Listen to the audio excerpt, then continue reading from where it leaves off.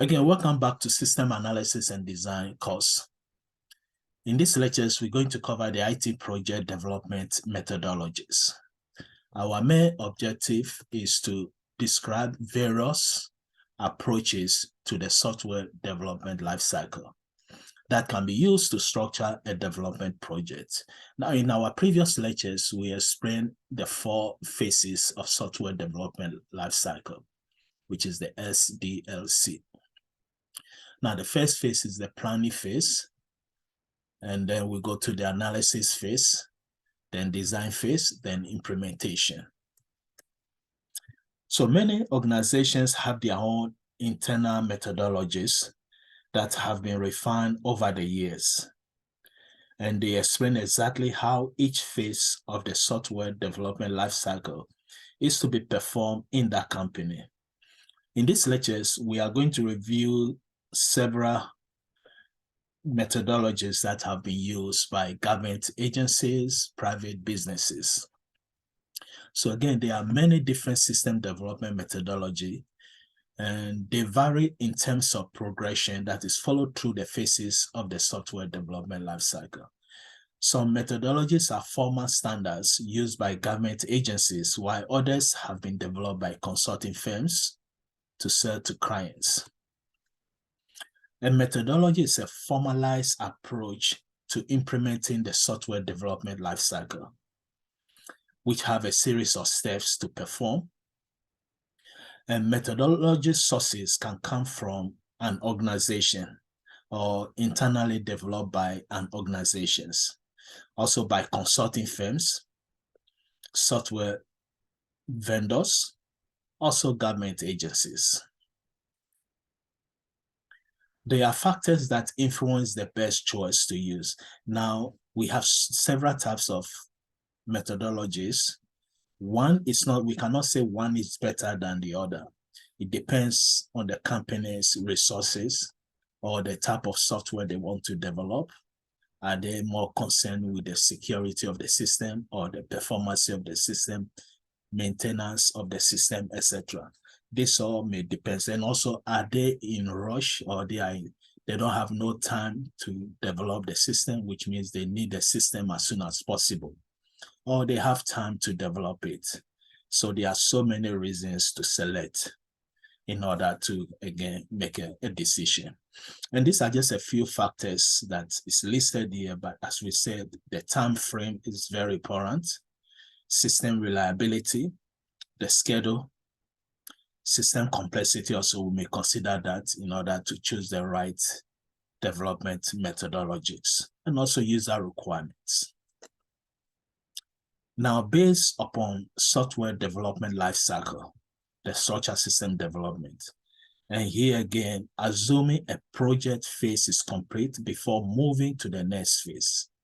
So a good one would be the waterfall development model, also the para development and the V model.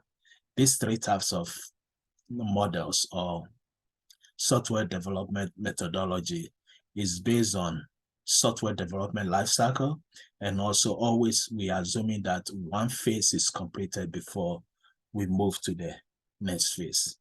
Now, also when the user requirement for what the system should do are unclear, it's very difficult to understand them by talking about them and also explain them with written reports.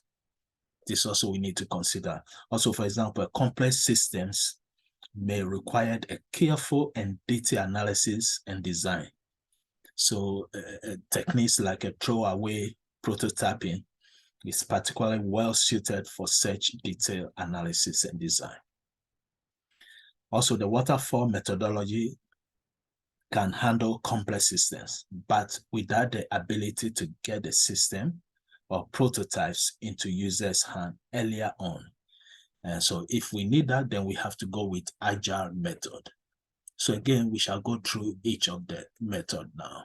So first we start with the waterfall development methodology. Here we move from phase to phase. Emphasize on deliveries from one phase will flow into the next phase. So we start with the planning phase. And the planning phase, this is where we have to know the objective of the software, what problem we want to solve. We have to come, the project manager have to come with all the possible, the feasibility analysis, etc. Then we move to the analysis phase. This is where we get the user requirements, both functional and non-functional requirements. We shall come details in our future lectures about requirement analysis. Then from there, we move to the design phase. This is where we are going to design the algorithms using any type of tools. For example, data for the UML diagrams or data flow class diagrams, sequential diagrams, etc. Any tools we can use to, again, design the system. Now, after we design the system finish, we move to the implementation phase. This is where we are going to use the actual computer program, for example, Java or Python, to implement, to develop the software. So this is the waterfall model. Now, what is the strength of a waterfall model? We say the system requirements identify long before construction begins, as we saw phase by phase. Also, the requirements are frozen as project proceed. No moving targets allowed. Now, the weaknesses, we must wait a long time before there's a visible evidence of the new system. And also takes a long time from start to finish. So we can see that the waterfall model is not good if the company doesn't have enough time to wait. Now, the next one is the para development methodology. This concept is almost the same as waterfall model, but here it will be a little bit quicker than waterfall model because we are going to break the system into smaller pieces. So here we say we subdivide the project into sub-projects that can be worked on at the same time. This will reduce the overall project length and also the time. So for example, we start with the planning phase, we come with the analysis. These two phases are important. So there's no para here because planning phase, this is where we have to understand the system, the objective, possible, all the project management tasks must be done here. The analysis also is important. This is where we will understand the system, the possible requirement, both the user and functional requirement, non-functional, etc. Now, when we move to the design phase, this is where we are going to divide the system into any amount of sub-projects. So for example, in this diagram, we have 3 design parts, actually 4. So we may have a design divided. We have design here to implement. So this will be a sub-project 3.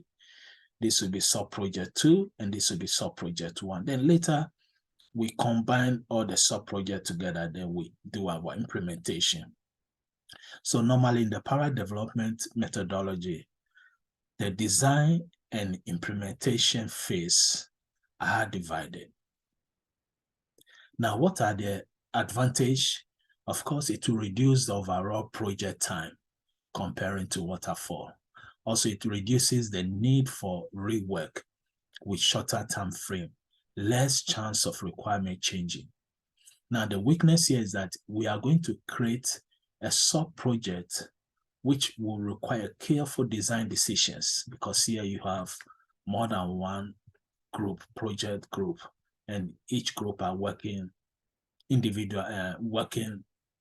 separately, and later they have to again integrate their implementation together. So we have to be very careful in the design decisions.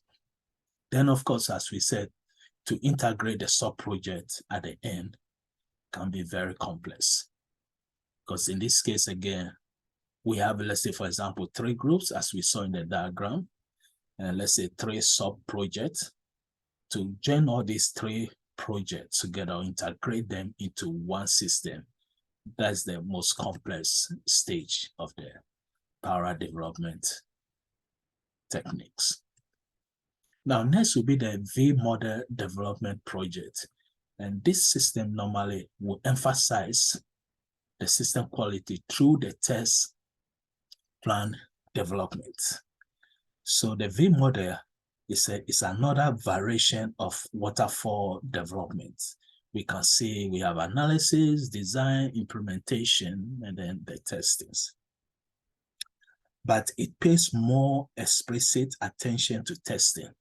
As we can see in this diagram here, we have acceptance testing, system testing, integration testing, unit testing, as shown in the diagram. So the development process proceeds down the left-hand slope of the V. So we can see the V shape. And here we start with the analysis, the design, implementation. Then at the base of the V, the code is written, which is the implementation. Now on the upward sloping right side, the testing of the component, integration testing, and then we have our final item. So finally, acceptance testing are performed. So a key concept of this model is that as requirements are specified and components designed, testing for those elements is also defined. So in this manner, each level of testing is clearly linked to part of the analysis or design phase. And it will help to ensure high quality and also relevant testing, and also the maximum effectiveness. So what are the strengths of this V model? Here we say it's very simple and straightforward. Quality improves through the emphasis on testing. Also, it includes the quality assurance expertise early in the project, strengthens system quality. Now, what is the weakness? It's very rigid and also difficult to use in dynamic business environment. So that will be the conclusion of our lectures. In the next lectures, we shall go through the rapid application development and also the agile method. So thank you. See you in the next lectures.